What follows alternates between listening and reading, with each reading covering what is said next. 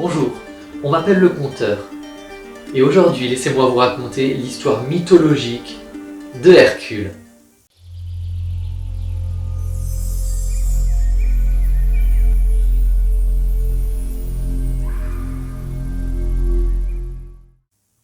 J'ai dit Hercule?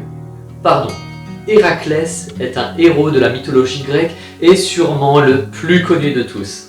Symbole de virilité, force, de testostérone et... Je savais que j'aurais pas dû te laisser faire le montage. Ouais, bon, attends, moi aussi je pourrais être plus viril si j'avais un papa qui lance des éclairs. Ouais, enfin, tu sais, les éclairs ça fait pas tout, hein.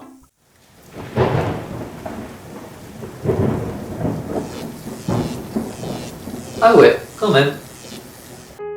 Bon, après, comme père, il y a mieux, hein. C'était quand même un sacré coureur de jupons, le Zeus. Regarde sa liste de conquêtes et d'enfants. Nul n'est parfait.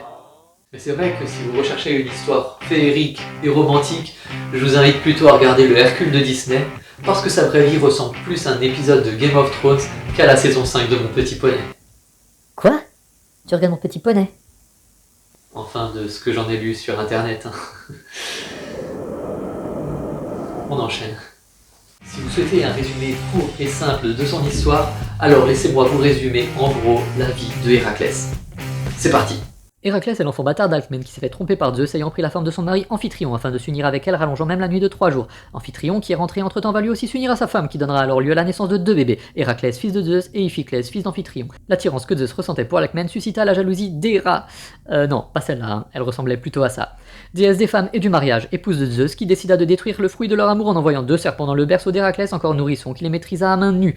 Héraclès demi-dieu est doté d'une force herculéenne. Il épousera Mégara, fille de Créon, roi de Thèbes, qu'il tuera dans un accès de folie provoqué par Héra, ainsi que leurs enfants. Désespéré par son crime monstrueux, il demanda conseil à Apollon, dieu des arts, mais aussi de la purification, qui lui conseilla de retourner dans sa patrie d'origine et de servir son cousin Eurysthée qui règne sur Mycène, Tyrinthe et Argos. Cependant, Eurysthée, poussé par Héra, encore elle, tenta d'anéantir Héraclès en le chargeant d'exécuter 12 missions. Le lion de Némée, l'hydre de Lerne, les oiseaux du lac Stymphale, le taureau de Crète, la biche de Sérénie, la ceinture de l'Amazone Hippolyte, le sanglier d'Érimante, les cavales de Diomède, les bœufs de Géréon, les pommes des Hespérides, la mission dans le monde souterrain et les écuries d'Augias. Pendant ses quêtes et même après celle-ci, Herc, qui trouvait que ce n'était pas assez pour lui, participa à bien d'autres combats et exploits dont notamment l'expédition des Argonautes, rien que ça. Quand le service d'Héraclès auprès d'Eurysthée prit fin, il décida de refaire sa vie avec Déjanire, fille du roi Euénée, roi de Calydon. Durant leur voyage, le centaure Nessus proposa d'aider Déjanire à traverser un fleuve et tenta de s'unir à elle par la force. Alerté par les cris de sa femme, Héraclès décocha une flèche enduite du sang de l'hydre de Lerne qui est empoisonné. Avant de mourir, Nessus informa Déjanire des qualités aphrodisiaques de son sang et la poussa à le recueillir. Quelques années plus tard, inquiété du fait qu'Hercule tombe amoureux d'une autre femme, Déjanire enduisit une tunique du filtre provenant du sang du centaure et la donna à Héraclès. Une fois revêtu de celle-ci, Héraclès, brûlé par le vêtement, ne put le retirer car sa peau partait avec. Déjanire, rongé par le remords, mit fin à ses jours. Sentant sa fin venir, Héraclès demanda à son fils Ilos de le brûler sur un bûcher. Athéna descendit sur un char et enleva Héraclès pour le ramener avec elle sur l'Olympe, où il devint immortel et vécut heureux infiniment avec Hébé, la déesse de la jeunesse. J'aime les histoires qui finissent bien. Oui, moi aussi. Voilà qui était Héraclès et comment sa légende a été répandue dans le monde entier. Aujourd'hui, son nom résonne dans nos oreilles de tellement de manières. Dessins animés, comics. Oui, c'est vrai, quoi de mieux pour imaginer un super-héros qu'un héros déjà existant. C'est vrai qu'ils ne se sont pas foulés. Il apparaît aussi dans des jeux vidéo, même s'il se fait méchamment botter les fesses par Kratos.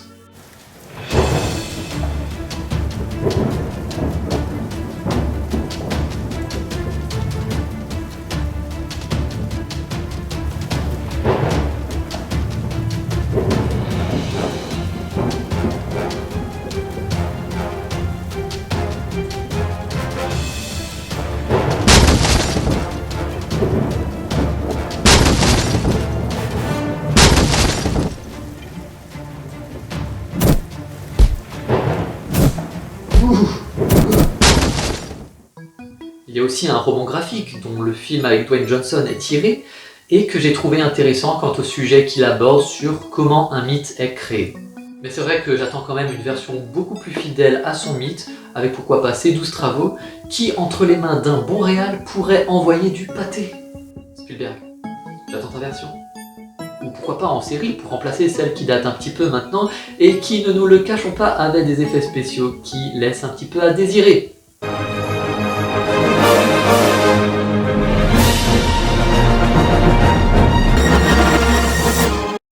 Alors oui, Là, la colonne, elle est clairement prédécoupée. Mais je l'aime quand même beaucoup car j'ai grandi avec. J'espère que vous aurez apprécié d'en apprendre plus sur Hercule, un héros mythique et figure de la pop culture. Ce récit est maintenant terminé.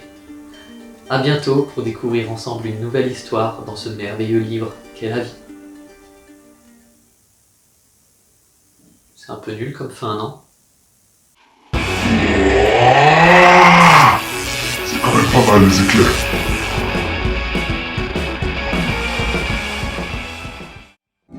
Oh yeah, c'est géant, Hercule dans le vent, d'allégresse en grèce on chante qu'il est le plus grand. C'est un pro, l'Apollo du show. Merci à tous pour avoir regardé cette première vidéo, j'espère qu'elle vous aura plu. Laissez-moi un commentaire pour me dire ce qui était bien et ce qui reste à améliorer. Et n'hésitez surtout pas à vous abonner et à cliquer sur le petit pouce bleu. A très bientôt pour une prochaine vidéo. Ciao! Il a changé de peau, zéro en héros.